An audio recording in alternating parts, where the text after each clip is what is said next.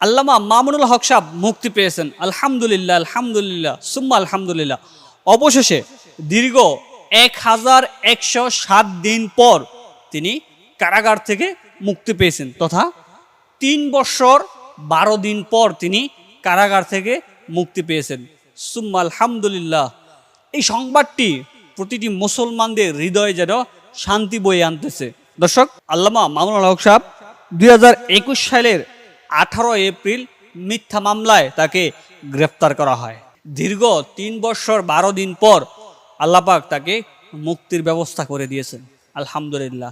আল্লাহ পাক কোরআনের পাখিকে মুক্ত আকাশে আল্লাহ পাক বের করে দিয়েছেন, তার জন্য আল্লাহর কাছে হাজারো শুকরিয়া, হাজারো শুকরিয়া, হাজারো শুকরিয়া। আল্লাহ পাক সর্বদা মুসলিমের পক্ষে থাকেন।